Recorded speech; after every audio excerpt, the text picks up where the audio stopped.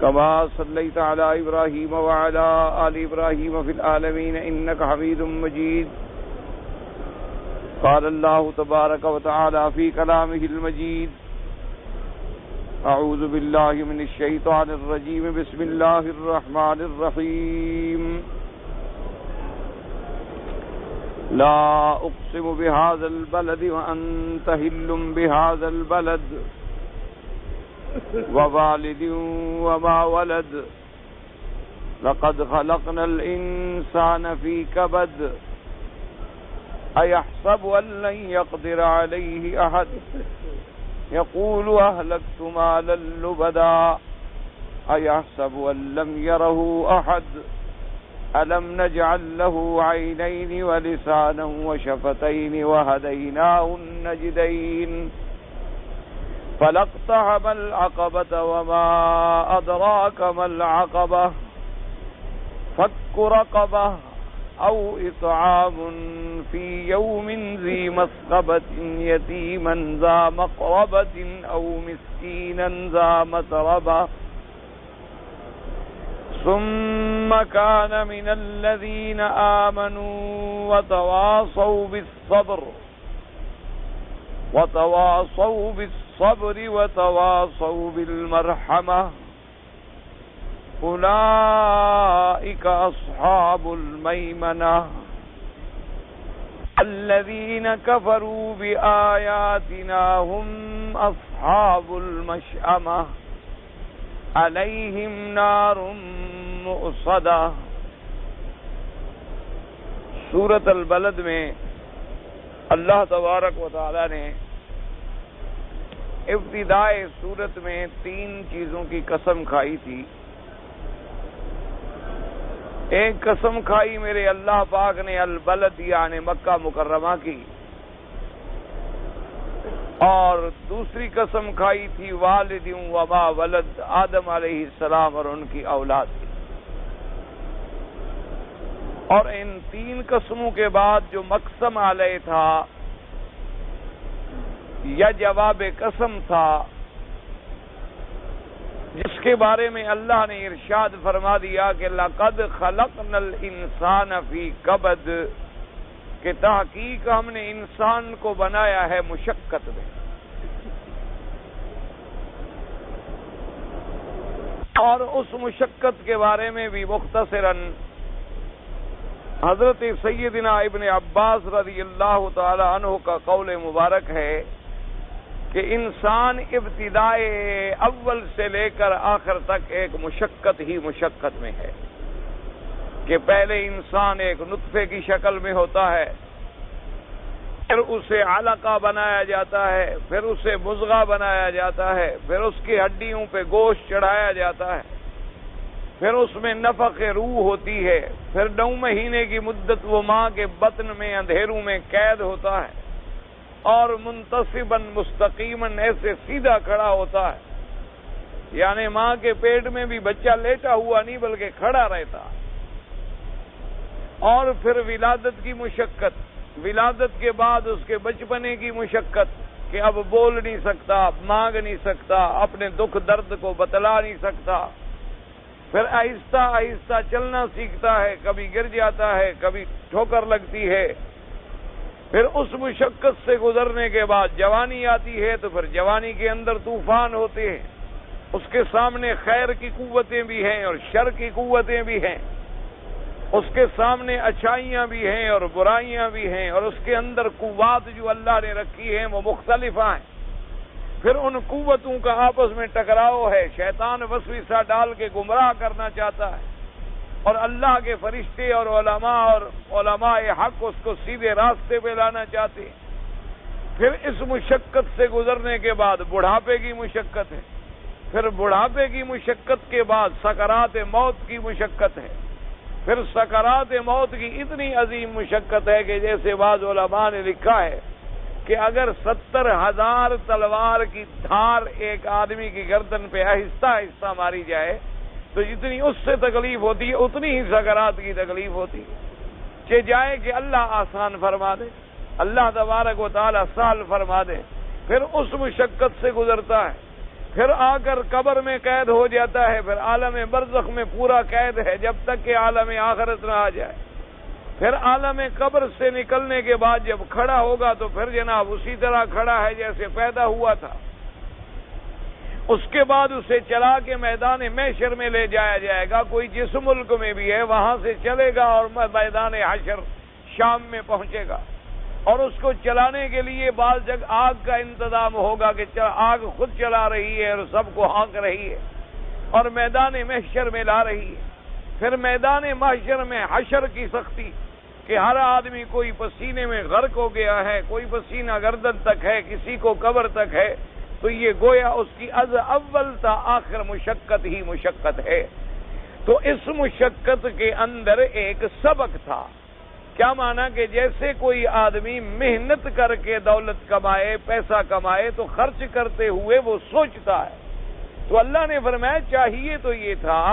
کہ اس مشقت بھری زندگی کو وہ عالم آخرت کی ابدی سعادت اور آرام والی زندگی سے بدلتا. اور آرام والی زندگی کیسے ملے گی؟ ایمان سے اور اعمال صالحہ سے، کہ وہ اللہ پر ایمان لے آتا، اللہ کی اطاعت اور فرما برداری میں زندگی گزارتا. لیکن اس کے مقابلے پہ غافل انسان کا یہ عالم ہے کہ اتنی بڑی مشقتوں سے نکلنے کے بعد بھی اس کا خیال یہ ہے کہ اَيَحْسَبُ أَن لَّن يَقْدِرَ عَلَيْهِ أَحَدٌ. وہ گمان کرتا ہے کہ مجھ پر کسی کا کوئی زور نہیں چل سکتا، میں جو چاہوں کروں، میری مرضی ہے. اور فرمایا اَيَحْسَبُ أَن لَّمْ يَرَهُ أَحَدٌ، اور گمان کرتا ہے مجھے کوئی دیکھنے والا نہیں، یعنی میں کسی کی نگرانی میں نہیں، میں کسی کی نظر میں نہیں، مجھے کوئی دیکھنے والا نہیں جو میرے اعمال کا حساب لے گا. اللہ نے فرمایا اگر وہ اپنے وجود میں بھی غور کر لیتا، أَلَمْ نَجْعَل لَّهُ عَيْنَيْنِ، کیا ہم نے اس کو دو آنکھیں نہیں دی ہیں؟ تو یہ دو آنکھیں جو اس کو ہم نے دی ہیں، اس سے وہ دیکھ سکتا ہے، تو آنکھیں دینے والا جو ہے اس کے آگے کوئی چیز چھپی ہوئی ہے. فرمایا أَلَمْ نَجْعَل لَّهُ عَيْنَيْنِ وَلِسَانًا وَشَفَتَيْنِ، ہم نے اس کو بولنے والی زبان دی، پھر ان کو بند کرنے کے لیے ہم نے ہونٹ دیے کہ اس کے جمال کا ذریعہ بھی بنے، اور برائی سے زبان کو روکنا چاہے تو بند کرنے کی قوت بھی ہم نے دے دی. یہاں بولنے کی قوت دی، وہاں بند کرنے کی بھی قوت دی. یہاں دیکھنے کی قوت دی، وہاں آنکھوں کو بند کرنے کی بھی قوت دی. اسی سے سمجھ لیں کہ تقدیر یہ نہیں کہ بلا وجہ کسی کو عذاب میں ڈالے، بلکہ اللہ ہر کسی کو ایک طاقت دیتے ہیں، اختیار دیتے ہیں. اب اگر اس نے کعبۃ اللہ پہ نظر ڈالی تو ثواب دیں گے، غیر محرم پہ نظر ڈالی تو عذاب دیں گے. کیونکہ چاہتا تو غیر محرم کو دیکھ کے نظر اپنی بند کر لیتا. اس کو جیسے دیکھنے کی طاقت دی تھی، بند کرنے کی بھی طاقت دی تھی. جیسے زبان کو بولنے کی طاقت دی تھی، ہونٹ بھی دیے تھے کہ جب چاہو زبان کو تالے لگا لو. تو اگر وہ بری بات سے زبان کو روک لیتا،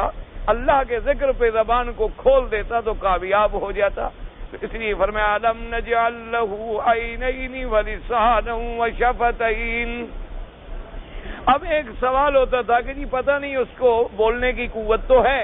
دیکھنے کی قوت تو ہے، لیکن خیر کا اور شر کا پتہ نہیں. فرمایا وَهَدَيْنَاهُ النَّجْدَيْنِ، ہم نے اس کو دونوں راستے بتلا دیے، بھلائی والا بھی برائی والا بھی.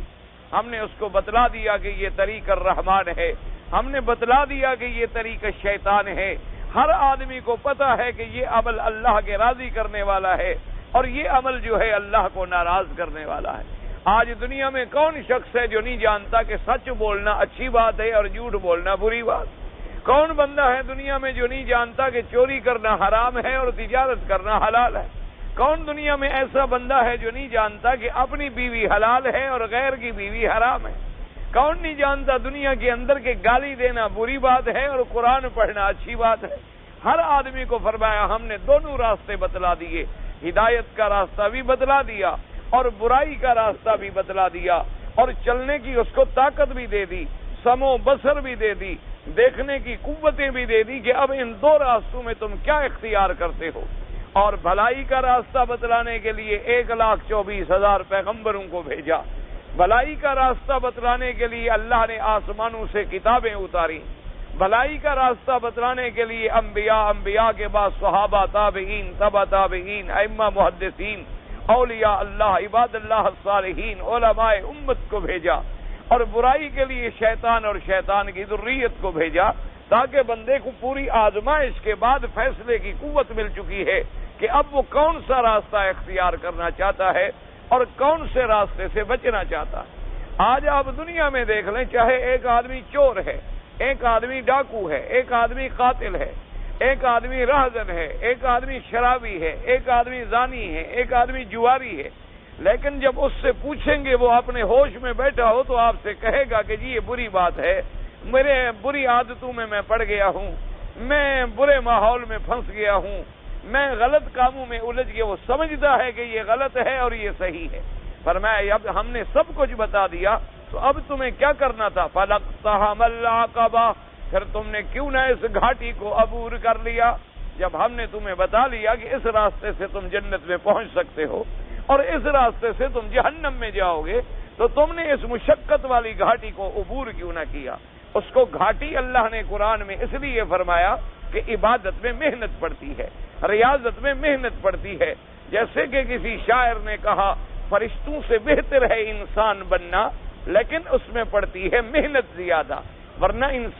جب انسان بن جاتا ہے تو اللہ کے فرشتے بھی غلام بن جاتے ہیں۔ دیکھیں کہ جب انبیاء علیہم الصلوات والتسلیم اللہ تبارک و تعالی نے انہیں مقام انسانیت، مقام نبوت، مقام رسالت پہ سرفراز فرمایا تو اللہ کے فرشتے بھی ان کے سامنے آگے اجازت لیتے تھے۔ اللہ کے فرشتے بھی ان کے سپاہی بڑھ کے میدان بدر میں آ کے لڑائیوں میں شریک ہوتے تھے۔ اللہ کے فرشتے بھی آ کر حضور صلی اللہ علیہ وسلم کے آگے پیچھے غلاموں کی طرح جاتے تھے۔ تو اللہ نے فرمایا کہ جب تم انسان بنتے تم اس گھاٹی کو عبور کر لیتے۔ فَلَقْتَحَمَ الْعَقَبَةَ وَمَا أَدْرَاكَ مَا الْعَقَبَةُ، اور اس گھاٹی کیا ہے یہ گھاٹی اور اس کے عبور کرنے کا کیا طریقہ ہے؟ اب ان آیات میں اللہ نے بتایا، فرمایا فَكُّ رَقَبَةٍ، سب سے پہلا طریقہ تو یہ ہے کہ کوئی غلام ہو آزاد کرو، کسی غلام کو خریدو اور اللہ کے راستے میں آزاد کر دو۔ تو جب تم کسی غلام کو آزاد کرتے ہو تو اللہ تجھے جہنم کی آگ سے آزاد کر دیتے۔ اسی لیے ہوتا ہے، ایک حدیث مبارک میں آیا، حضور پاک صلی اللہ علیہ وآلہ آلہ واصحابہ وسلم تسلیما کثیرا کثیرا نے فرمایا کہ ایک عورت کو میں نے دیکھا کہ ایک بلی کی وجہ سے جہنم میں ڈال دی گئی۔ حضور صلی اللہ علیہ وسلم سے پوچھا گیا کہ یا رسول اللہ ایک بلی کی وجہ سے کیسے؟ فرمایا اس نے بلی کو باندھ کے رکھا ہوا تھا، نہ تو اس کو خود کوئی خوراک دیتی تھی اور نہ چھوڑ دیا کہ چلو وہ خود بیچاری پھر آ کے کھا لے گی۔ تو جب وہ مر گئی اللہ نے اسی کے بدلے میں اسے جہنم میں ڈال دیا کہ تم نے میرے ایک جانور پر اتنی زیادتی اور ظلم کیوں کیا؟ اسی طرح فرمایا حضور پاک نے کہ سابقہ امتوں میں سے ایک عورت تھی اور بڑی بدکار تھی اور فاحشہ تھی اور زانیہ تھی۔ ایک صحرا میں گزرتے ہوئے پیاس میں جب مبتلا ہوئی، ایک کچے کنویں پہ آ کے پانی پینے کے لیے اس نے دیکھا کوئی ڈول نہ ملا تو اس نے اپنے جوتے اتارے، اپنے دوپٹے کو باندھا، رسی بنایا اور جوتوں میں تھوڑا تھوڑا پانی بھر کے پینے کا ارادہ کیا۔ حضور نے فرمایا اس نے دیکھا کہ والکلب یلحس علی طرفہ، ایک کتا جو ہے کنارے پہ پیاس سے پڑا تڑپ رہا ہے اور موت کے قریب ہے۔ تو اس عورت نے اپنا پانی پینا چھوڑ کے پہلے کتے کے منہ میں پانی ڈال دیا اور اس کے بعد خود پانی پیا۔ تو اللہ نے حکم دے دیا کہ تم نے ایک میری مخلوق ہے، کتا صحیح لیکن میری مخلوق ہے، تم نے اس پہ رحم کیا ہے تو ہم نے تجھ پر رحم کر دیا۔ تو اس لیے جب آدمی کسی کی زندگی کو بچاتا ہے، جب آدمی ایک انسان کی زندگی کو بچا لے، ایک انسان کو غلامی سے نکال کر آزادی میں پہنچا دے، ایک آدمی کو مملوک ہونے کے بعد حریت کا سبق پڑھا دے اور اس کو آزاد کر دے، تو فرمایا سب سے پہلی چیز تھی فک رقبہ، کہ تم غلام کو آزاد کرو۔ لفظ فک آ گیا عتق کے بجائے، عتق کہتی ہے پورے کے پورے غلام کو آزاد کرنا، اور فک کا معنی ہوتا ہے کھولنا، یعنی اس کو غلامی سے چھڑانے میں تم نے مدد کی ہے۔ یعنی ایک آدمی غلام کی قیمت تھی مثلاً 10 لاکھ یا 1 لاکھ، تو اب 1 لاکھ تم نہیں دے سکے لیکن تم نے 10,000 دے دیے، تو گویا اس کے تم نے کھلانے کے اندر کو شرکت کی ہے اور مدد کی ہے۔ فرمایا اگر پورا بھی نہ چھوڑ سکتا ہو کوئی آدمی، اس لیے ایک حدیث پاک میں آتا ہے کہ جو آدمی کسی غلام کو چھڑاتا ہے اللہ تبارک و تعالی قیامت کے دن اس کے لیے نور پیدا فرمائیں گے کہ جیسے تم نے اس کو قید سے چھڑایا ہے، آج ہم تمہیں اندھاروں کی قید سے نکال کے نور ایمان کی روشنی میں کھڑا کر رہے۔ فرمایا فک رقبہ او اطعام فی یوم ذی مسغبہ، اور فرمایا اس گھاٹی کو عبور کرنے کا دوسرا راستہ یہ تھا کہ غریبوں کو کھانا کھلانا، غریب کو کھانا کھلانا، کیونکہ سب سے بڑا صدقہ اور افضل صدقہ جو ہے وہ پانی پلانا ہے اور کھانا کھلانا۔ اس لیے ایک آدمی نے حضور پاک صلی اللہ علیہ وآلہ آلہ واصحابہ وسلم تسلیما کثیرا کثیرا سے سوال پوچھا۔ اس نے آ کے عرض کیا کہ یا رسول اللہ دلنی علی عمل یدخلنی الجنۃ،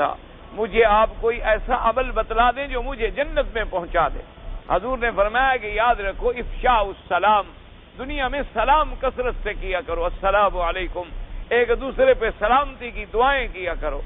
اور صرف جب تم زبان سے سلام پھیلاؤ گے مانا دنیا میں سلامتی اور امن کے پرچار کرو، دنیا کے اندر سلامتی کے پیغامبر بن جاؤ۔ اس لیے قاعدہ ہوتا ہے کہ جب آدمی کسی کے لیے سلام کہتا ہے اور اس کے بعد جواب میں وہ وعلیکم السلام ورحمۃ اللہ وبرکاتہ کہتا ہے، حضور نے فرمایا 30 نیکیاں پھر اس کے پلے میں لکھ دی جاتی ہے،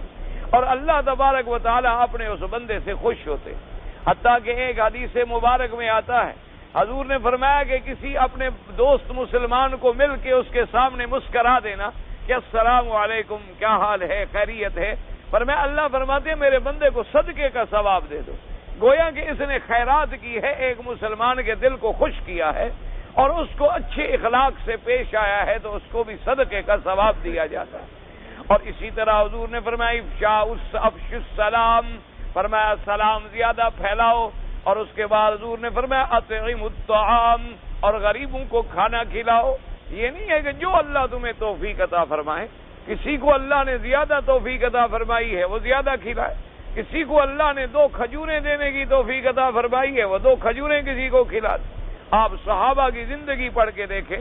کہ سیدنا علی رضی اللہ تعالی عنہ، حضرت علی کرم اللہ وجہہ، ایک دن آپ جا کر باغ میں مشقت فرماتے رہے اور پانی کھینچ کھینچ کے باغ والے کے کھجوروں کو پلاتے رہے۔ یعنی اس زمانے میں کنویں جو ہیں بڑے گہرے ہوتے تھے اور بڑے بڑے لمبے رسے ہوتے تھے اور بڑے ڈول ہوتے تھے، تو لوگ جو ہیں وہ اپنے کندھوں میں رسہ پھنسا کے چلتے رہتے تھے، دور جاتے تھے اور پھر وہ ڈول باہر آتا تھا۔ تو اس طرح آپ نے مشقت کر کے پانی پلاتے رہے اور اس نے کچھ کھجوریں آپ کو دی، راستے میں مسکین نے سوال کیا تو آپ نے وہی عطا فرما دی۔ تو اس لیے حکم ہے کہ جو تمہاری توفیق ہے، یہ ضروری نہیں ہوتا کہ آدمی دیگیں پکا کے کھلائے، یہ ضروری نہیں ہوتا کہ آدمی اعلیٰ سے اعلیٰ کھانے کھلائے، جو اللہ نے اس کو توفیق بخشی ہے۔ اگر کسی کو کھانا ہی نہیں کھلا سکتا، پانی کا گلاس ہی پلا دے، تو فرمایا اطعام الطعام جو ہے یہ بڑی اللہ کی طرف سے رحمت ہے، اور اللہ تبارک و تعالیٰ کی طرف سے اس پر ایسے انعام ہوتے ہیں کہ اللہ اس کو جہنم کے عذاب سے بچا لیتے ہیں۔ اسی لیے قرآن مقدس نے دوسرے مقام پہ ارشاد فرمایا وَيُطْعِمُونَ الطَّعَامَ عَلَىٰ حُبِّهِ مِسْكِينًا وَيَتِيمًا وَأَسِيرًا، فرمایا میرے مومن بندے جو ہیں باوجود ضرورت کے وہ کھانا کھلاتے ہیں، مسکینوں کو کھلاتے ہیں، یتیموں کو کھلاتے ہیں اور قیدیوں کو کھلاتے ہیں، کیونکہ قیدی بھی بیچارہ قید میں ہے اور اس کا بھی جی چاہتا ہے کہ میں کوئی اچھا کھانا کھا لوں، اس کا بھی جی چاہتا ہے کہ مجھے ایک دن تو کوئی اچھی غذا مل جائے، تو یہ انتظام کر کے قیدیوں کو کھلا رہا ہے، چاہے وہ مجرم ہے، چاہے وہ قیدی ہے لیکن انسان ہے، اس کے انسانیت کے حقوق جو ہیں وہ اسلام نے کبھی ختم نہیں کیے ہیں، باقی اس کو اس کے جرم کی سزا ملے گی لیکن اس کی انسانیت کا پورا حفاظت اور تحفظ کیا جائے گا۔ فرمایا یتیموں کو کھلاتے ہیں، مسکینوں کو کھلاتے ہیں اور قیدیوں کو کھلاتے ہیں،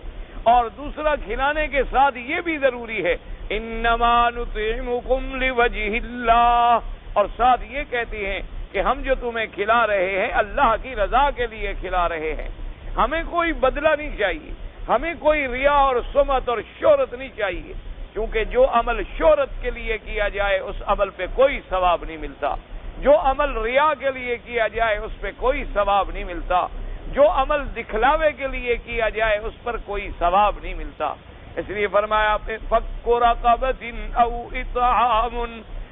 اطعام فی یوم ذی مسغبہ، یعنی کھانا کھلانا ایسے دن میں کہ جب وہ دن بھوک والا یعنی قحط کے زمانے میں، ایک تو کھانا کھلانا بڑا ثواب ہے لیکن اگر کوئی کھانا اس زمانے میں کھلائے جب قحط پڑا ہوا ہے، گندم ملتا نہیں، کھانے کو کوئی چیز مل نہیں رہی، لیکن وہ بیچارہ اٹھ اٹھ کے تقسیم کر رہا ہے اور کھلا رہا ہے، اور اپنی ضرورتوں کو چھوڑ کے دوسروں کو ترجیح دے رہا ہے. اور یہ مقام ملا تھا اصحاب رسول اللہ کو صلی اللہ علیہ وسلم رضوان اللہ علیہم اجمعین. ایک واقعہ آتا ہے، ایک صحابی کہتے ہیں کہ جنگ کا میدان تھا، جنگ جب ختم ہو گئی تو میں اپنے رشتہ دار کو ڈھونڈ رہا تھا کہ خدا جانے وہ زخمی ہو گیا، خدا جانے وہ شہید ہو گیا. فرماتی ہیں لاشیں میدان میں پڑی ہوئی ہیں، میں اپنے رشتہ دار کو ڈھونڈتے ڈھونڈتے اس کے قریب گیا تو اس نے کہا الماء، کہ بھئی کوئی ہے جو مجھے پانی کا گھونٹ پلا دے.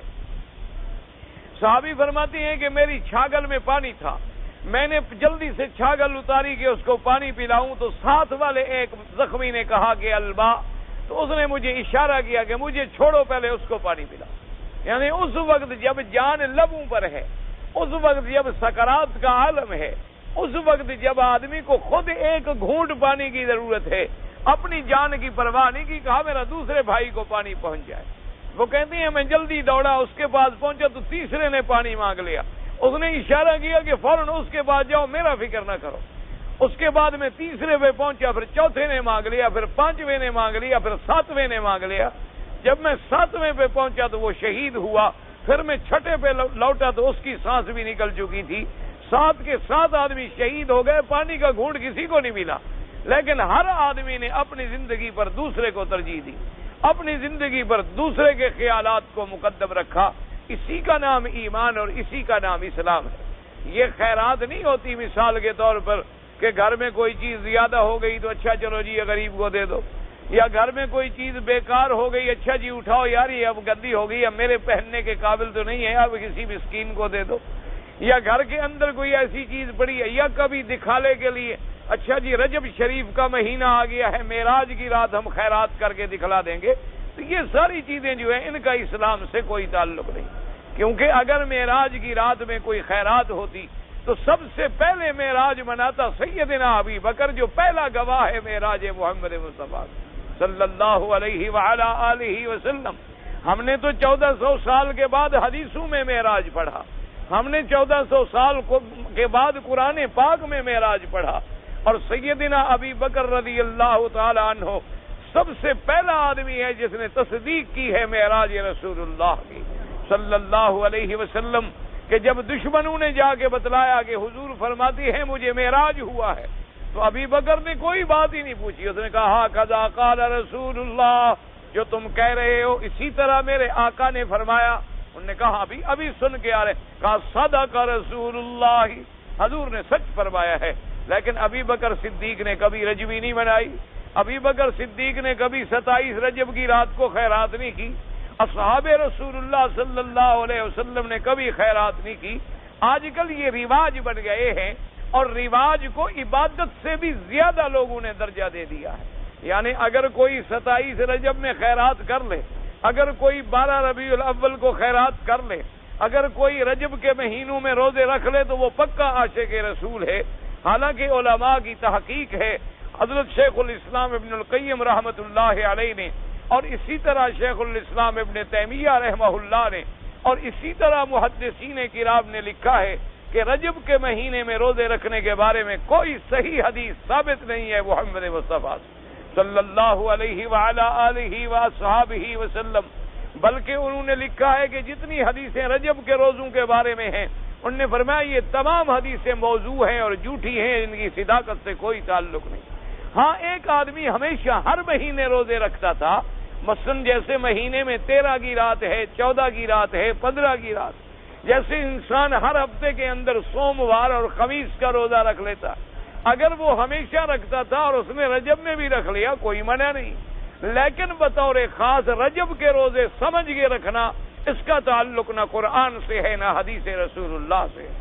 اس رجب کے مہینے میں بطور خاص خیرات کرنا، یا 15 شعبان کی رات میں بطور خاص خیرات کرنا، یہ وہ چیزیں ہیں جو لوگوں نے خود ایجاد کی ہیں. اصل خیرات وہ ہوتی ہے فرمایا اطعام فی یوم ذی مسغبۃ،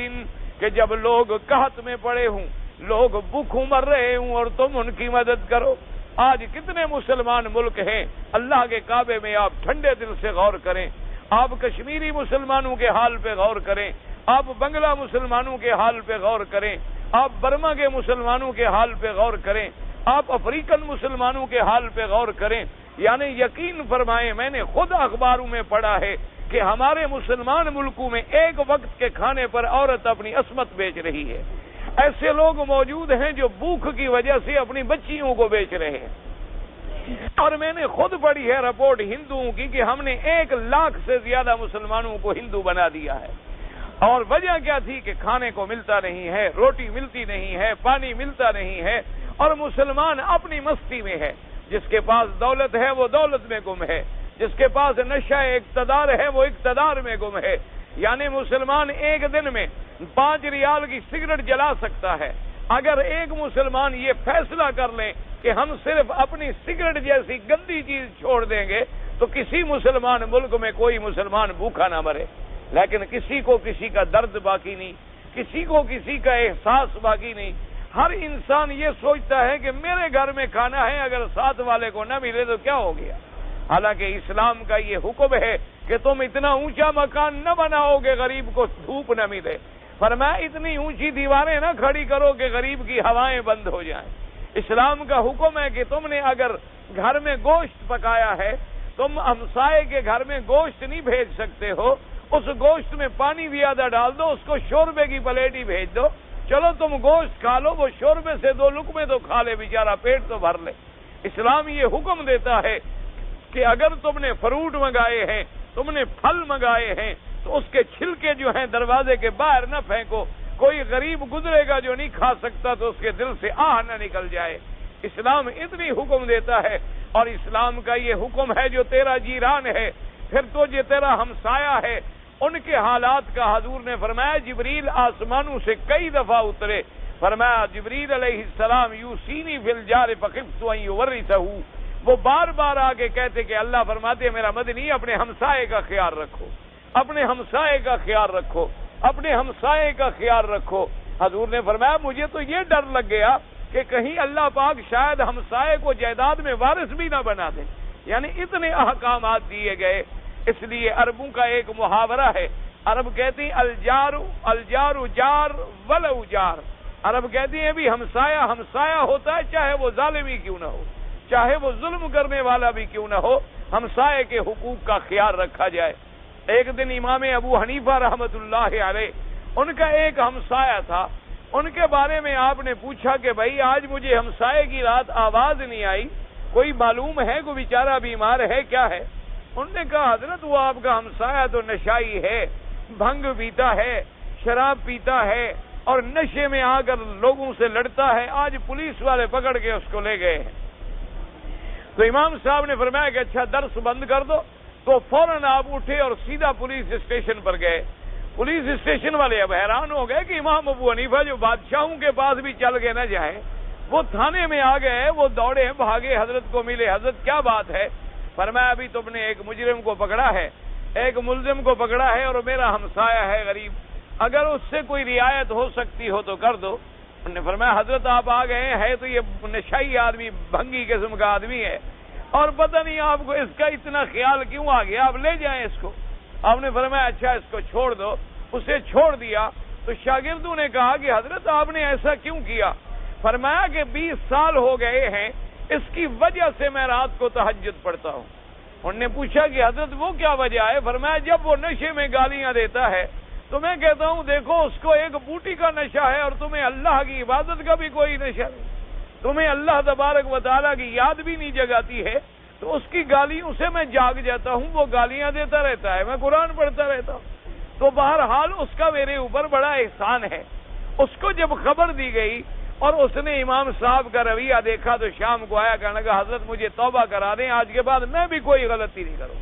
میں نے بھی آج فیصلہ کر لیا ہے کہ اپنے اللہ کو منا لوں گا، اللہ تبارک و تعالیٰ کو راضی کر لوں گا۔ تو ہمسایہ جو ہے وہ ہمسایہ ہوتا ہے، ہمسایہ چاہے کوئی اچھا ہو، ہمسایہ چاہے کوئی برا ہو، اس کے حقوق ہوتے ہیں، اور اسلام نے بڑے حقوق رکھے ہیں۔ کھانے کھلانے کا بہت بڑا ثواب ہے، لیکن وہ ثواب دوگنا ہو جائے گا جب ضرورت وقت کھلایا جائے، یعنی اگلے آدمی کو ضرورت ہے، اگلے آدمی کے گھر میں بھوک ہے، بیوہ عورت ہے، چند بچے ہیں، کوئی مرد کمانے والا نہیں، ایک یتیم بچے ہیں، کوئی آدمی مدد کرنے والا نہیں، چند غریب مسکین لڑکے ہیں اور ان کی کوئی مدد کرنے والا نہیں، تو فرمایا اطعام فی یوم، ایسے دن میں کھانا کھلانا کہ جب کھانے کی ضرورت ہو اور قید پڑا ہوا ہو، فی یوم ذی مسغبۃ، اور اسلام نے فرمایا کہ اس کھانے کا ثواب اور اگر بڑھانا ہے، یتیما ذا مقربہ، پھر کھانا کھلاؤ بھوک والی ضرورت مندوں کو، لیکن وہ اگر یتیم ہو تو اور ثواب بڑھ جائے گا۔ اگر یتیم ہے جس کا والد فوت ہو گیا ہے، بچوں کو چھوڑ گیا ہے، اب اس کے بچے بھی تو چاہتے ہیں جیسے تیرے بچے عید منانا چاہتے ہیں، تیرے بچے خوشیاں کرنا چاہتے ہیں، تیرے بچے ہفتے میں ایک دن سیر کرنا چاہتے ہیں، تیرے بچے اچھے اچھے کپڑے پہننا چاہتے ہیں، تو یتیم بچے بھی تو بچے ہیں، ان کا بھی تو دل کرتا ہے کہ کوئی ہمیں اچھا کھانا کھلا دے، کوئی ہمیں اچھی چیز پہنا دے، کوئی ہمیں اچھے سے اچھا لباس عطا کر دے، تو فرمایا یتیم کو کھلاؤ۔ میرے آقا کا فرمان ہے، حضور پاک صلی اللہ علیہ وآلہ آلہ وصحبہ وسلم تسلیما کثیرا کثیرا کا فرمان ہے، آپ نے فرمایا انا وکافر الیتیم، فرمایا میں اور یتیم کی کفالت کرنے والا قیامت میں ایسے ہوں گے جنت میں، فرمایا وہ میرے اتنے قریب ہوگا جنت میں جس آدمی نے یتیموں کی کفالت کی ہو، جس آدمی نے یتیموں کی حفاظت کی ہو، جس آدمی نے یتیموں کی رکھوالی کی ہو۔ اور پھر جب یتیم کی رکھوالی کی جاتی ہے تو من وجہ آدمی فرمایا الم یجدک یتیما فآوا، میرا مدنی ہم نے آپ کو یتیم پایا، پھر ہم نے آپ کو ٹھکانہ دیا، پھر ہم نے آپ کی حفاظت کی۔ تو فرماتی ہیں او اطعام فی یوم ذی مسغبۃ یتیما ذا مقربہ، اور ثواب بڑھ جائے گا، یتیم بھی ہو اور رشتہ دار بھی ہو۔ اگر یتیم بھی ہے اور رشتہ دار بھی ہے تو اس کو کھلانے میں اور ثواب بڑھ جائے گا۔ جیسے کہ حضور نے فرمایا اگر کسی ناواقف غریب کو کھانا کھلاؤ تو صدقے کا ثواب ملتا ہے، لیکن اگر کسی غریب رشتہ دار کو کھلاؤ تو دو ثواب ملتے ہیں، ایک صدقے کا ثواب ملتا ہے اور ایک صلہ رحمی کا ثواب ملتا ہے کہ تم نے رشتہ داروں کے ساتھ بھی صلہ رحمی کی ہے۔ تو اس لیے ہمیشہ اگر مسلمان بھائی جو اپنے ملک سے باہر آئے ہوئے ہیں اور جن کو اللہ نے یہاں رزق کے وسائل عطا فرما دیے ہیں،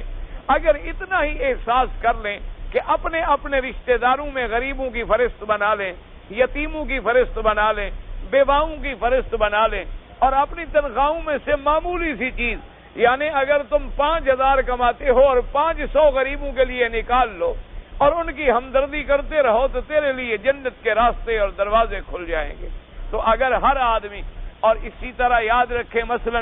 ایک آدمی نے مجھے کچھ دیا، اب اس کو کیا پتا میں امیر ہوں یا غریب ہوں، لیکن ہر آدمی اپنے رشتہ داروں کو جانتا ہے، ہر آدمی اپنے علاقے کے غریبوں کو جانتا ہے کہ میرے بھائی کے بیٹے ہیں یا میرے بھانجے ہیں، میرے بھتیجے ہیں، میرے چچا زاد بھائی ہیں، ان کی کیا حالت ہے، وہ زیادہ مستحق ہے۔ اس لیے حکم ہے کہ صدقہ اگر کرنا ہے وَآتِ ذَا الْقُرْبَى حَقَّهُ وَالْمِسْكِينَ وَابْنِ السَّبِيلِ، اللہ نے قرآن میں فرمایا سب سے پہلے غریب رشتہ داروں کو دو، رشتہ داروں کے بعد ہاں اگر تیرے رشتہ داروں میں غریب کوئی نہیں تو پھر تم مسکینوں کو دو، پھر تم مسافروں کو دو، پھر تم یتیموں کو دو۔ اس کے اندر بھی اسلام نے یہ حکم دیا ہے کہ اگر تیرے رشتہ داروں میں کوئی غریب نہیں پھر تیرا جو ہمسایہ ہے وہ زیادہ حقدار ہے، اگر تیرے ہمسائے میں کوئی غریب نہیں تیرے محلے والا زیادہ حقدار ہے، اگر تیرے محلے میں کوئی غریب نہیں تیرے شہر والا زیادہ حقدار ہے، اگر تیرے شہر میں کوئی غریب نہیں تیرے ملک والا زیادہ حقدار ہے، تاکہ ترتیب کے ساتھ خدمت ہوتی جائے۔ اور یہ جذبہ اگر مسلمانوں میں لوٹ آئے، اگر یہ جذبہ مسلمانوں میں پھر بیدار ہو جائے، آپ اندازہ فرمائیں کہ تمام جرائم ختم ہو جائیں، تمام ڈاکے مٹ جائیں، تمام نقصانات جو ہوتے ہیں یہ ختم ہو جائیں۔ کیونکہ ہمیشہ یاد رکھیں کہ جرائم کے اسباب ہوتے ہیں، جیسے نیکیوں کے اسباب ہوتے ہیں برائیوں کے بھی اسباب ہوتے ہیں، ورنہ دنیا میں کوئی آدمی قاتل بننا نہیں چاہتا، دنیا میں کوئی آدمی ڈاکو کہلانا پسند نہیں کرتا، دنیا میں کوئی شخص اپنے آپ کو چور کہلانے میں عزت محسوس نہیں کرتا۔ اس کے اسباب ہوتے ہیں، کہ جب معاشرہ اس کو نظر انداز کر دیتا ہے، معاشرہ اس پہ ظلم کرتا ہے اور وہ ظلم کی چکی میں پستے پستے مجبور ہو جاتا ہے، تو اس کے دماغ میں پھر شیطان ڈیرا ڈال کے اس کو بغاوت پہ اکساتا ہے اور پھر وہ عمل کا ایک رد عمل بن جاتا ہے۔ اگر مسلمان صحیح معنوں میں زکوٰۃ ادا کر دیں، اگر مسلمان صحیح معنوں میں اپنے اپنے غریبوں کو خیرات ادا کر دیں، تو تمام معاشرے سے جرائم جو ہیں وہ ختم ہو سکتے ہیں۔ آپ اسی طرح اندازہ فرمائیں کہ پورے مہاجرین مکہ سے منتقل ہوئے اور مدینہ منورہ میں چلے گئے، لیکن ایک جرم آپ کو نہیں ملے گا۔ کبھی کہیں کوئی ایک آدھا جرم ہوا بھی ہے تو اس کو ضمیر نے چین نہیں لینے دیا، آ کر اقرار کر لیا حضور کے ساتھ کہ یا رسول اللہ صلی اللہ علیہ وسلم مجھ سے غلطی ہو گئی ہے، مجھ سے گناہ ہو گیا ہے اور مجھے پاک کر دے، مجھے فوراً آپ دنیا میں سزا دے دیں، آخرت کی سزا مجھے اللہ نہ دے۔ یعنی وجہ کیا تھی کہ انصار اور مہاجرین آپس میں یوں مل گئے، آپس میں یوں گھل مل گئے کہ انصاریوں نے اپنے گھر تھے تو کہا آدھا تمہارا ہے اور آدھا ہمارا ہے، باغ تھا تو کہا باغ آدھا تمہارا ہے اور آدھا ہمارا ہے، حتیٰ کہ بعض انصار نے اتنی بڑی قربانی کے لیے بھی کہا اپنے ساتھیوں سے، مہاجروں سے، کہ تم ہمارے مہاجر بھائی ہو۔ اس نے کہا کہ دیکھو میری 2 بیویاں ہیں، ان 2 میں سے کوئی جو تمہیں پسند ہو میں طلاق دے دیتا ہوں، عدت کے بعد تم نکاح کر لو تاکہ تمہارا گھر جو ہے وہ بھی آباد ہو جائے۔ اور پھر مہاجرین نے بھی کمال کر کے دکھلا دیا، انہوں نے کہا کہ بھائی ایک رسی دے دو، ایک ہمیں کلہاڑی دے دو، ہم بازار سے جنگلوں سے لکڑیاں کاٹ کے بیچیں گے، تمہارے اوپر بوجھ نہیں بنیں گے، ہم تمہارے لیے بوجھ بننے کے لیے نہیں آئے، تم بھی ہمارے بھائی ہو، تم نے ہمیں گھر دیا ہے، ہمیں ٹھکانہ دیا ہے، ہمیں جگہ دی ہے،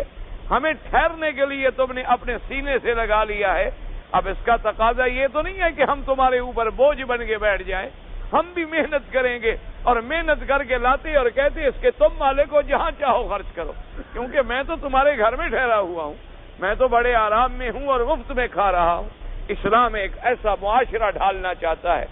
جب معاشرے کی اصلاح ہو جاتی ہے تو جرم خود بخود ختم ہو جاتے ہیں۔ اب اسی سے اندازہ فرما لیں آپ کہ یہ عرب کی سرزمین ہے، ماشاءاللہ ان لوگوں کے اندر بڑی خوبی ہے، ہزاروں غلطیاں بھی ہوں گی، یہ انسان ہے کوئی فرشتے نہیں ہیں، ان کے اندر بھی ہزاروں غلطیاں ہوں گی، لیکن ایک خوبی یہ ہے کہ عقیدہ ان کا مضبوط ہے، دوسری خوبی یہ ہے کہ نماز کبھی نہیں چھوڑیں گے،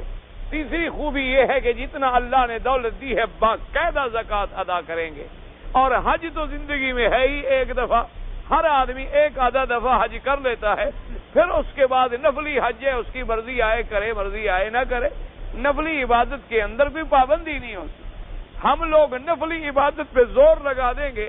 نفلی حج کرنے کے لیے ہم 50,000 خرچ کر دیں گے اور 7 بھائی کی بچیاں یتیم بیچاری بغیر کپڑوں کے پھریں گی، ان کو 5,000 بھی ہم نہیں دیں گے، تو ایسی عبادت کا ہمیں کیا فائدہ حاصل ہوگا؟ حالانکہ عبادت کے لیے زندگی میں اللہ نے ایک دفعہ فرض کیا ہے، ایک دفعہ اگر ہم نے ادا کر لیا تو اب نفلی عبادت سے ان غریبوں کی ہمدردی کرنا جو تھا وہ زیادہ ثواب ہے۔ اسی لیے ایک حدیث مبارک میں آتا ہے کہ اگر آدمی کسی غریب کی، کسی مظلوم کی ہمدردی میں ایک گھڑی بھی لگاتا ہے تو سالوں کی عبادت نفلی سے اللہ اس کو زیادہ ثواب عطا فرماتے ہیں۔ فرمایا کہ جب تم کسی پہ رحم کرتے ہو تو ارحم الراحمین، تم پر رحم کر دیتے، تو فرمایا یتیمن ذا مقربہ، یتیموں کو کھلاؤ، اور یتیم بھی اگر رشتہ دار ہو تو سبحان اللہ، کیونکہ قرابت کی وجہ سے اس کا حق جو ہے زیادہ بڑھ جاتا۔ حتیٰ کہ ایک دن حضور نے فرمایا صحابی سے، آپ نے فرمایا کہ جو تم اپنی بیوی کو ایک لقمہ کھلاتے ہو، اللہ تبارک و تعالیٰ تمہیں اس پر صدقے کا ثواب بھی عطا فرماتے ہیں۔ تو صحابی نے پوچھا، اس نے کہا حضور اپنی بیوی کو کھلانا تو ہماری ذمہ داری ہے، بیوی کا خرچہ، بیوی کا نفقہ، بیوی کی رہائش اور سکنا، یہ تو خاوند پر ذمہ داری ہے شرعاً، کہ شرعاً اس نے گھر بھی دینا ہے، اس کو روٹی کپڑا بھی دینا ہے، تو پھر صدقے کا ثواب ہمیں کیوں ملتا ہے؟ تو حضور نے فرمایا کہ اگر یہ لقمہ تم کسی غیر عورت کے منہ میں رکھتے تو گناہ ہوتا؟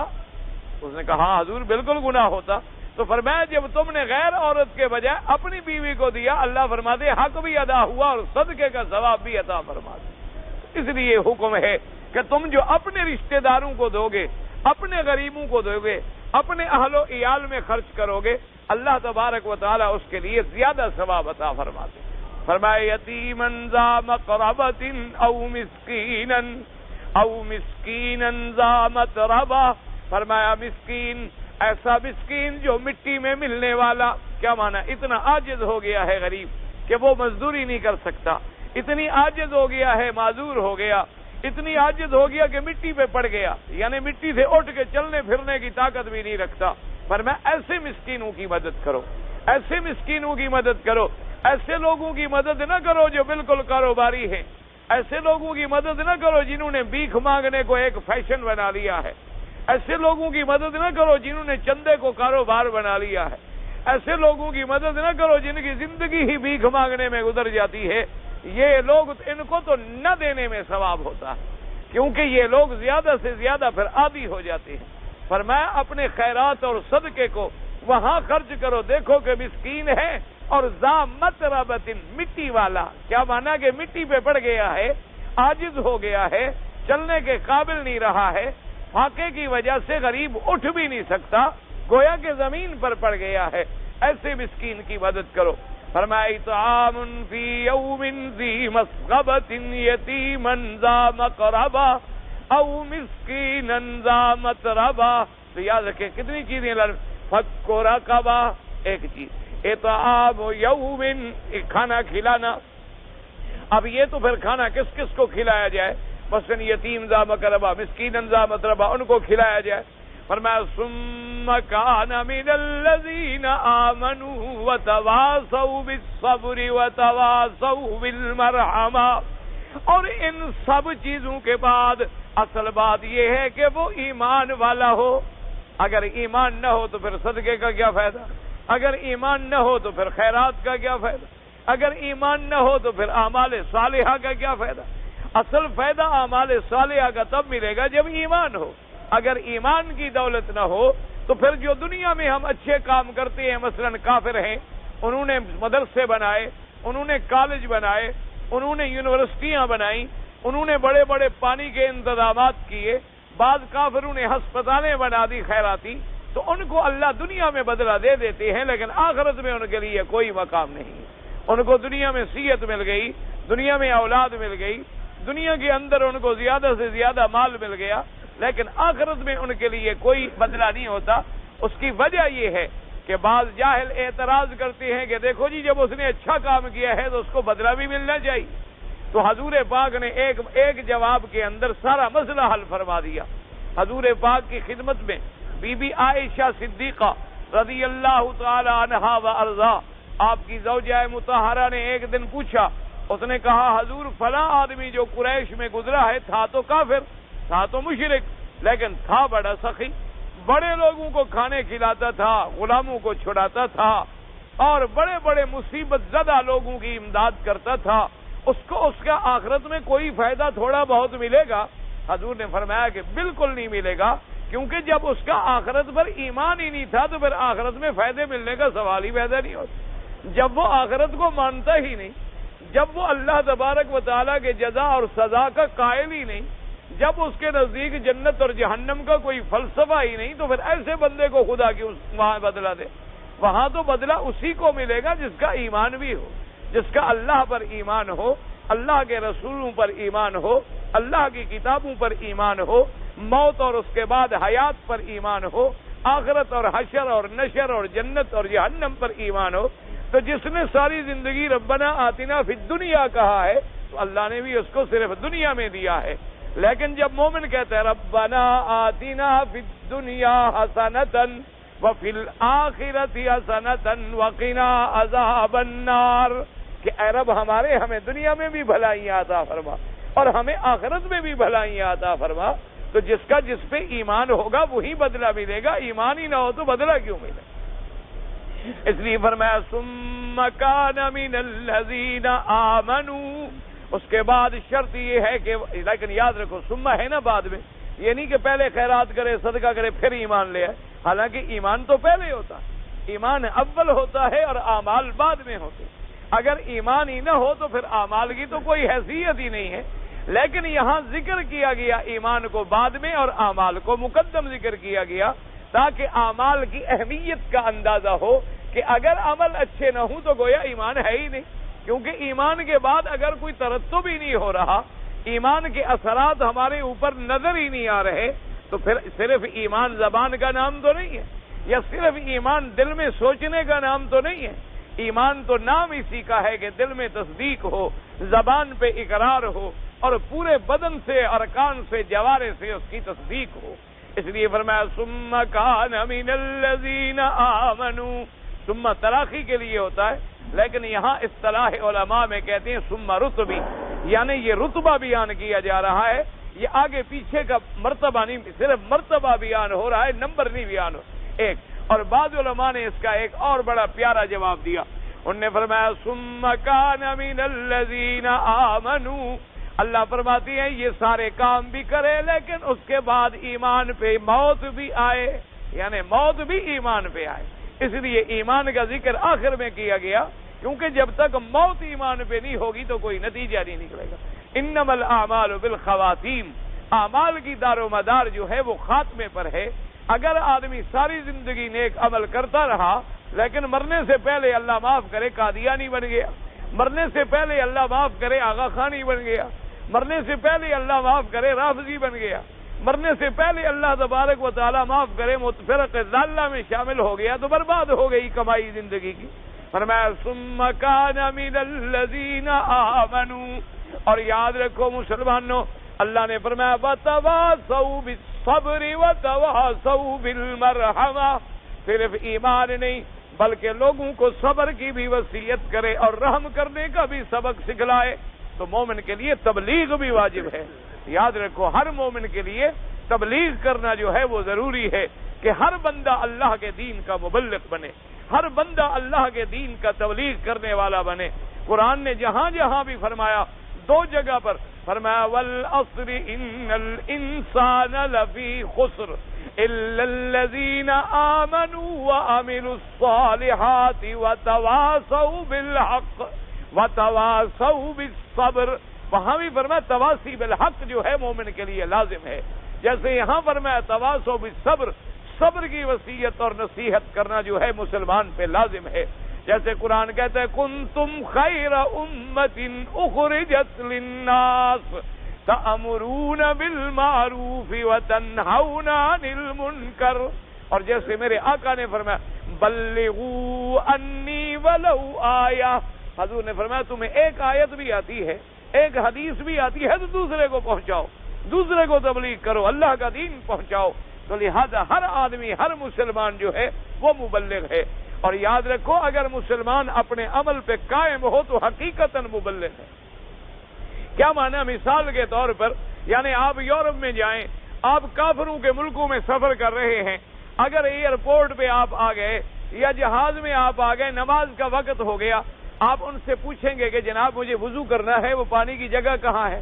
تو وہ پوچھیں گے جی وضو پتہ نہیں کیا ہوتا ہے، اب وہ وضو کو دیکھ رہا ہے۔ آپ اس سے پوچھیں گے کہ جی میں نے نماز پڑھنی ہے، مجھے قبلہ بتلائیں، قبلہ کدھر ہے؟ تو وہ کہے گا جی قبلہ کیا ہوتا ہے؟ تو پھر آپ بتائیں گے جی ہمارا کعبہ ہے۔ اچھا وہ کہے گا ٹھہرو یار میں کسی اور سے پوچھتا ہوں، میں تو مسلمان ہوں نہیں، مجھے تو کعبے کا کوئی پتہ نہیں۔ وہ جناب دوڑے گا اور آدمی ڈھونڈے گا بھی کوئی ہے کہ قبلہ بتا دے، بیچارہ ہے کوئی کہتا ہے میں نے نماز پڑھنی ہے۔ پھر وہ نماز پڑھتے ہوئے دیکھ رہا ہے اور ہر آدمی کی نظریں پڑ رہی ہیں کہ کیا ہے، آخر ہاتھ باندھے کھڑے ہیں، کبھی جھک جاتے ہیں، کبھی مٹی پہ پڑ جاتے ہیں، کبھی اٹھ کے بیٹھ جاتے ہیں، آخر یہ کیا کر رہے ہیں؟ آپ ہوٹل میں گئے ہیں تو آپ ان کو کہہ رہے ہیں بھی خیال رکھنا میں نے خنزیر نہیں کھانا چونکہ خنزیر حرام ہے، میں نے شراب نہیں پینی چونکہ شراب حرام ہے، اور مجھے قبلہ بھی بتلا دو اور مجھے جگہ بھی بتلا دو، میں نے نماز بھی پڑھنی ہے۔ تو مسلمان کی تو زندگی ہی تبلیغ ہے، وہ تو بدقسمت ہے جو تبلیغ سے محروم ہو جائے، وہ بدقسمت ہے جو بیچارہ اللہ تبارک و تعالی جس کو توفیق بھی دے اور پھر وہ مبلغ نہ بنے، پھر وہ دین کا سپاہی نہ بنے، دین کی تبلیغ کرنے والا نہ بنے۔ یہی وجہ ہے کہ آج ہمارا مسلمان جب کافر ملک میں جاتا ہے وہ جہاز میں بیٹھتے ہوئے ان جیسا سوٹ پہن لیتا ہے، ان جیسی شکل بنا لیتا ہے، نہ اس کو نماز کا فکر ہے، نہ اس کو رمضان کے روزے کا فکر ہے، نہ اس کو حلال کا فکر ہے، نہ اس کو حرام کا فکر ہے۔ جہاز میں بیٹھے بیٹھے شراب شروع ہو گیا ہے، جہاز میں بیٹھے بیٹھے خنزیر کے گوشت شروع ہو گئے ہیں، تو اب اس کو کون مسلمان سمجھے گا؟ اب اس کی کس زندگی سے کوئی سبق لے گا؟ بلکہ اگر لوگوں کو پتہ بھی چل جائے گا پوچھنے سے یا پاسپورٹ کھول کر پڑھنے سے کہ یہ مسلمان ہے، تو کہیں گے اچھا ہم تو سنتے تھے مسلمان بڑے اچھے ہوتے ہیں، یار یہ تو ہماری طرح ہے، ان میں اور ہم میں کیا فرق ہے؟ یہ تو ہماری طرح ہے، دیکھو کھاتا بھی ہماری طرح ہے، پیتا بھی ہماری طرح ہے، پہنتا بھی ہماری طرح ہے، ڈانس بھی ہماری طرح کرتا ہے، ہر برے کام میں ہم سے 4 قدم اور آگے ہیں، تو فرق کیا پڑ گیا مسلمان کہلائے یا عیسائی کہلائے؟ فرق کیا پڑ گیا مسلمان کہلائے یا یہودی کہلائے؟ فرق کیا پڑ جائے گا مسلمان کہلائے یا ہندو کہلائے؟ یعنی آپ یقین کریں، آپ باہر جائیں، یعنی یقین کر لیں آپ، میں اللہ کے کعبے میں آپ کو ذمہ داری سے کہتا ہوں، کیونکہ ہمیں باہر جانے کے مواقع ملتے ہیں، سفر کرنے کے مواقع ملتے ہیں، ہم دیکھتے ہیں، یقین فرمائیں کوئی پتہ نہیں لگے گا آپ کو کہ یہ ہندو ہے، کوئی پتہ نہیں لگے گا آپ کو کہ یہ مسلمان ہے، کوئی پتہ نہیں لگے گا آپ کو کہ یہ عیسائی ہے، کیونکہ تینوں کا سوٹ ایک جیسا ہے، لباس ایک جیسا ہے، گفتگو ایک جیسی ہے، سگریٹ پکڑنے کا انداز ایک جیسا ہے، بالوں کا انداز ایک جیسا ہے، شراب کا جام ایک جیسا ہے، سور کھانے میں ایک جیسے ہیں، حرام کھانے میں ایک جیسے ہیں، جوا کھیلنے میں ایک جیسے ہیں، سود کھانے میں ایک جیسے ہیں، جھوٹ بولنے میں ایک جیسے ہیں، نہ دین کا ان کو پتا ہے نہ دین کا ان کو پتا ہے، تو اس لیے اب کیا فیصلہ کریں گے ہم کہ یہ مسلمان ہے؟ ورنہ آپ اندازہ فرمائیں کہ حضور کے زمانے میں سین جسے آپ چین کہتے ہیں، اس زمانے میں 7 صحابہ وہاں پہنچے ہیں،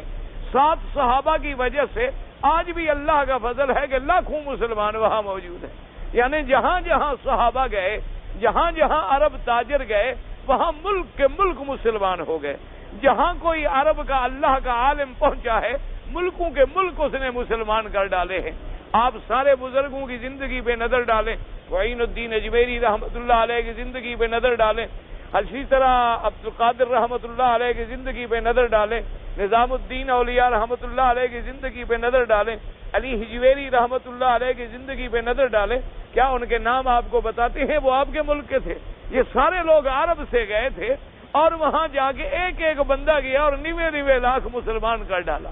اور آج ہم ہزاروں مسلمان جاتے ہیں، جو پہلے مسلمان ہیں ان کو بھی کافر بنا کے واپس آ جاتے ہیں، یعنی ان کے دل میں جو تھوڑا بہت اسلام کا جذبہ ہوتا ہے وہ ہمارے عمل کو دیکھ کر مر جاتا ہے اور ختم ہو جاتا ہے۔ اس لیے فرمایا ثم کان من الذین آمنوا وتواصوا بالصبر وتواصوا بالمرحمہ،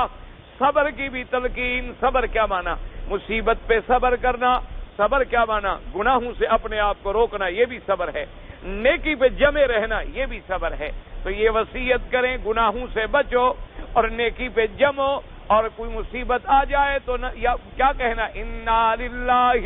وانا الیہ راجعون، اور فرمایا وتواصوا بالمرحمہ، صرف صبر نہیں، دوسروں کو رحم کا سبق بھی سکھاؤ کہ بھئی اپنے سے کمزور پہ رحم کرو، اپنے سے کمزور کے ساتھ مہربانی کا معاملہ کرو۔ من رحم رحم، اللہ نے فرمایا جو زمین پہ رحم کر دے میں عرش پہ رحم کر دیتا ہوں، فرمایا جو زمین پہ رحم کرے آسمانوں والا اس پہ رحم فرما دیتا، اس لیے فرمایا وتواصوا بالمرحمہ۔ یہ فرمانے کے بعد اب وہی تقسیم آ گئی جو پہلی صورتوں میں آپ پڑھ چکے۔ فرمایا یہ صفتوں والے، ایمان والے، خیرات والے، تبلیغ والے، یہ کون ہوں گے؟ اولئک اصحاب المیمنہ، فرمایا یہ قیامت میں یہی تو ہوں گے داہنے والے، یہی تو ہوں گے اصحاب الیمین، یہی تو ہوں گے اصحاب المیمنہ، یہی تو ہوں گے جنت والے۔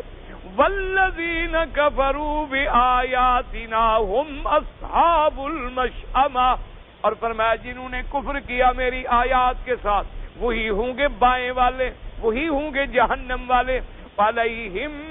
نار مؤصدہ، اور ان پہ ہوگی آگ، اور آگ مؤصدہ مانا بند۔ کیا مانا؟ یعنی کافروں کو جہنم میں دھکیلنے کے بعد پہلے تو عذاب کے انواع ہوتے رہیں گے، جب سارے فیصلے ہو گئے، مسلمان جنتوں میں چلے گئے، اللہ حکم دیں گے فرشتوں کو کہ اب جہنم کے دروازے اوپر سے بند کر دو، ہمیشہ اب یہ جہنم میں رہیں گے، اب ان کو نکلنے کا بھی کوئی راستہ نہیں ملے گا۔ تو اللہ تبارک و تعالی نے دونوں راستے ہمارے لیے واضح کر دیے، خیر کا بھی واضح کر دیا اور شر کا بھی واضح کر دیا۔ دعا کریں کہ اللہ تبارک و تعالی ہمیں خیر کے رستوں پہ چلنے کی توفیق دے، اور اللہ تبارک و تعالی ہمیں شر کے راستوں سے بچا لے۔ کہتا ہے جی اگر میں جہاد پہ جانا چاہتا ہوں لیکن مجھے ماں باپ روکتے ہیں، تو ماں باپ اگر روکیں تو جہاد پہ نہ جاؤ، کیونکہ جب تک جہاد فرض عین نہ بن جائے، ابھی تک جہاد جیسے جہاد افغانستان ہے یا جہاد کشمیر ہے ابھی فرض کفایہ کے حکم میں ہے۔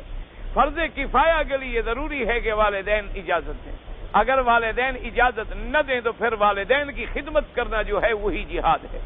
ایک صحابی کے بارے میں آتا ہے، اس نے میرے آقا سے آگے پوچھا کہ یا رسول اللہ صلی اللہ علیہ وسلم میں جہاد پہ جانا چاہتا ہوں، آپ نے فرمایا تمہارے ماں باپ بھی زندہ ہیں؟ تو اس نے کہا حضور میرے ماں باپ زندہ بھی ہیں، بوڑھے بھی ہیں اور مجھے چھوڑنا بھی نہیں چاہتے۔ آپ نے فرمایا فیہن فجاہد، ان میں جا کر جہاد کرو، ان کی خدمت کرو، اللہ تمہیں جہاد کا ثواب عطا فرمائیں گے۔ کی عین اس وقت ہو جاتا ہے، اللہ معاف کرے کہ مسلمان ملک پہ کوئی کافر چڑھائے، پھر ہر آدمی پہ فرض ہو جائے گا، پھر ہر آدمی پہ فرض ہو جائے گا کہ کافروں کے خلاف لڑے۔ ایک یہ ہوتا ہے کہ ایک مسلمان ملک ہے اور وہاں یا ایک کافر ملک ہے وہاں لڑائی ہو رہی ہے، پھر ساتھ والے مسلمانوں پہ فرض ہے، پھر ان کے ساتھ والے مسلمانوں پہ فرض ہے۔ تو ترتیب کے ساتھ اسلام نے جہاد کے احکام دیے ہیں، لیکن اطاعت والدین جو ہے وہ بڑی ضروری ہے۔ جی کہ بہشتی زیور کتاب کے متعلق آپ کیا کہتے ہیں؟ بھئی میں نے بہشتی زیور کتاب جو ہے اچھی طرح کوئی من الف الی یا تو نہیں پڑھی، لیکن اس کے مختلف مقامات دیکھے ہیں، اور جو لکھنے والے ہیں وہ بہت بڑے عالم ہیں، اللہ تبارک و تعالیٰ ان کی قبر پہ کروڑوں رحمتیں فرمائے۔ اور وہ کتاب گویا کہ ایک اصل میں ان کا مقصد یہ تھا کہ جب بچے بچیوں کی شادی ہوتی ہے تو بچیوں کو گویا کہ ہم یہ دنیا کے زیور کے بجائے ایک بہشت کا زیور دے دیں، تاکہ وہ دین ایمان کے مسئلے سیکھ لیں، وہ حلال اور حرام سیکھ لیں، وہ نماز روزہ سیکھ لیں، وہ خاوند کے حقوق ادا کرنا سیکھ لیں، ان کو کچھ دین کی باتیں آ جائیں۔ اور وہ اصل میں لکھی تو گئی ہے بچیوں کے لیے، لیکن وہ کتاب اللہ کا فضل ہے اتنی مقبول ہوئی ہے کہ آج کل دنیا کے 50% مولوی اسی کتاب کو پڑھ کر مسئلے بتلاتے ہیں بیچارے، کیونکہ آسان ہے نا، وہ بچیوں کے لیے جو لکھی گئی تھی تو سمجھنا بھی آسان ہے۔ بہرحال بہت اچھی کتاب ہے، تعلیم الاسلام ہے یا بہشتی زیور ہے، بہت اچھی کتابیں ہیں، ان سے فائدہ اٹھانا ضرور چاہیے۔ کہتے جی ہمارے ملک میں علامہ اقبال کی قبر پر یا محمد علی جناح کی قبر پر جو چادریں چڑھاتے ہیں، بھئی انبیاء کی قبر پہ پھولوں کی چادر چڑھانا حرام ہے تو ان کی قبر پہ کہاں جائز ہو گئی؟ انبیاء اولیاء کی قبر پر بھی پھولوں کی چادریں چڑھانا جو ہے وہ حرام ہے۔ یہ تو دراصل ہندو کی رسمیں ہیں، وہ اپنے بتوں پہ پھول چڑھاتے ہیں تو ہم نے بھی قبروں پہ شروع کر دیا، ورنہ اس کا اسلام سے کوئی تعلق نہیں، ایک رواج ہے۔ اللہ پاک سب کو ہدایت عطا فرمائے۔ کہتے جی ہمارے یہاں جو ختم قرآن کرتے ہیں مردے کے لیے اور مٹھائی تقسیم کرتے ہیں، بالکل ناجائز ہے۔ ختم کا معنی یہ ہوتا ہے کہ کوئی اگر فوت ہو گیا، اس کے رشتہ دار یا اس کے عزیز بغیر کسی کے کہنے کے یا بغیر کسی مٹھائی کے اور کھانے کے خود پڑھ رہے ہیں اور دعائیں کر رہے ہیں تو اللہ ثواب دیں گے۔ لیکن ہمارے ہاں جو رواج بن گیا ہے کہ لوگوں کو اکٹھا کرو، پھر مٹھائیاں تقسیم کرو، ایک دن مقرر کرو، تیجا، 7واں، 10واں، بالکل یہ بدعات ہے۔ بجائے ثواب کے گناہ زیادہ ہوتا ہے، کوئی فائدہ بھی نہیں ہوتا۔ اصل ثواب کیا ہے کہ تیرا رشتہ دار مر گیا تو دعائیں کر رہا ہے، تیرا کوئی دوست فوت ہو گیا تو اس کے لیے پڑھ رہا ہے، طواف کر کے اللہ سے دعائیں مانگ رہا ہے، تو نماز پڑھ کے اللہ سے دعائیں مانگ رہا ہے، یہ ثواب اس کو ملتا اور اس کا اس کو فائدہ ہوتا ہے۔ یہ جو ایک دنیا داری ہے، یہ رسم ہے، رواج ہے کہ مولوی کو بلاؤ اور مسجد کے لڑکوں کو بلاؤ اور یتیموں کو بلاؤ، اور مولوی بھی بیچارے مجبور ہو گئے ہیں چونکہ ایسے تو تم روٹی کھلاتے نہیں ان کو، کہتے چلو اسی بہانے ہی چلو کوئی نہ کوئی بلا تو لیتا ہے، ورنہ ایسے آپ نے کبھی کسی مولوی کو روٹی پوچھی؟ ایمان سے کہیں اللہ کے کعبے میں ہیں آپ، دیانت داری سے میں کہتا کبھی آپ نے کسی مولوی سے جا کے پوچھا ہے کہ حضرت اس مہینے کا راشن آپ کے گھر میں ہے؟ تو جب آپ نے نہیں پوچھا تو مولوی بھی تو بندہ ہے نا، اس کو بھی تو پیٹ لگا ہوا ہے، فرشتہ تو ہے نہیں، اس کے بھی بیوی ہیں، بچے ہیں، ضروریات ہیں۔ اس نے کہا کہ چلو یہ میری خبر گیری نہیں کرتے تو میں ان کا مال بھی خرچ کراؤں گا اور ملے گا بھی آگے سزا، فائدہ بھی نہیں ہوگا۔ اس نے پھر تیسرے دن کا کل نکالا، 7 جمعراتیں نکالی، ایک 10واں بنایا، ایک 7واں بنایا، ایک تیجا بنایا، ایک 40واں بنایا، اتنی میں محلے کا کوئی اور بھی مر جاتا ہے تو اللہ کی رحمت سے بہرحال اس کا سارا سال روٹی جو ہے چلتی رہتی۔ تم مولوی کو خود دینا شروع کر دو، یہاں کے علماء، یہاں کے ائمہ، یہاں کے جو مشائخ یا امام حرم ہیں، اللہ نے ان کو جتنا عزت دی ہے اور بادشاہ نے جو ان کو مرتبہ دیا ہے، انہوں نے کبھی تمہارے ختم میں شرکت کی ہے؟ ایمان سے کہو، یہ کبھی کسی کے کل کرنے آئے ہیں؟ ان نے بھی کبھی کہا ہے کہ جمعرات کو ہمارے گھر میں کچھ بھیجنا؟ کیونکہ اللہ نے ان کو اتنا دیا ہے اور اسلام کی حکومت ہے، انہوں نے ان کو وہی مقام اور مرتبہ دیا ہے جو ایک امام کا ہونا چاہیے، جو ایک عالم کا ہونا چاہیے، جو اس کی عزت اور عظمت ہونی چاہیے۔ امام ابو یوسف رحمۃ اللہ علیہ ہارون الرشید بادشاہ کے ساتھ سیر پہ نکلے ہوئے تھے دریا میں کشتی جو تھی طوفان میں پھنس گئی۔ پھنسنے کے بعد خدا کی قدرت ہے، ہوا کی لہر جو آئی تو کشتی کنارے کے جب قریب آئی تو امام ابو یوسف نے چھلانگ لگائی اور کنارے پہ چلے گئے۔ اتنی دیر میں کشتی پھر سمندر میں چلی گئی، پھر دریا کے گھیر میں آ گئی۔ تو وہاں جو خوش آمدی لوگ تھے انہوں نے کہا دیکھا جی مولوی نے اپنی جان بچا لی ہے، آپ کا فکر کوئی نہیں۔ خیر بادشاہ بھی نکل آیا، اسے بڑا غصہ آیا، اس نے امام ابو یوسف کو بلایا اور کہا جی عجیب بات ہے، آخر ہم مرتے تو سارے ہی مر جاتے نا، ڈوبتے تو سارے ڈوب جاتے اور بچتے تو سارے بچ جاتے، آپ کو اپنی زندگی زیادہ عزیز تھی۔ انہوں نے فرمایا ہاں تم مر جاؤ، تمہاری کرسی پہ تیرا بیٹا بیٹھ جائے گا، میری کرسی پہ کون بیٹھے گا؟ تم ایک اور ابو یوسف پیدا کر دو تو میں ابھی تمہارے ساتھ چھلانگ لگانے پہ تیار ہوں۔ عالم تو مشکل سے لاکھوں میں ایک بنتا ہے، ہر باپ بیٹا اس کا وارث خود بخود بن جاتا ہے، لیکن عالم بننا تو آسان نہیں ہوتا۔ تو جب علماء کو ہم عزت نہیں دیں گے تو علماء بھی مسئلے بنائیں گے۔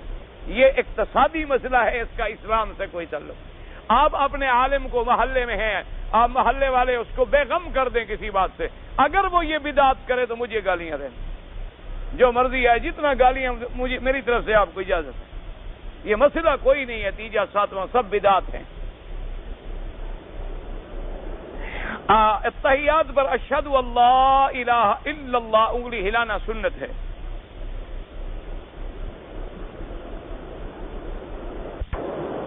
ہم کچھ مسلمان اکٹھے رہتے ہیں، ہمارے ساتھی ہے وہ ایک ہفتہ داڑھی رکھتا ہے اور ایک ہفتہ بڑھا ڈالتا ہے، تو آپ اس کو نصیحت کریں اور ہدایت کریں، اللہ اس کو ہدایت دے۔ داڑھی کا منڈانا جو ہے یہ مخالفت ہے محمد الرسول اللہ صلی اللہ علیہ وسلم، حضور کے فرمان کی مخالفت ہے اور حضور کے چہرے سے نفرت کی علامت ہے۔ اگر تمہیں حضور کا دیکھو نا جی، دنیا میں تمہیں ایک دوست پیارا لگتا ہے، تم اسی جیسے کپڑے بنواتے ہو، اسی جیسی شکل بناتے ہو، اسی جیسی بات کرتے ہو، اور اگر تمہیں حضور سے پیار ہوتا تو حضور کی بھی تو سیرت اور صورت اختیار کرتے۔ اگر حضور صلی اللہ علیہ وسلم سے محبت ہوتی، اگر تمہیں صحیح معنوں میں اللہ کے اولیاء سے محبت ہوتی تو ان کی شکل بناتے، ان جیسا لباس پہنتے۔ ایسے آدمی کو بہرحال آپ نصیحت کریں اور وہ توبہ کرے، اللہ تبارک و تعالیٰ اسے بھی اور ہمیں بھی ہدایت دے۔ اگر صلاۃ الحاجہ پڑھوں تو رکوع کے بعد بھی دعا کر سکتا ہوں، کر سکتے ہیں، نفلی نماز ہے نا، نفلی نماز میں سب جائز ہوتا ہے۔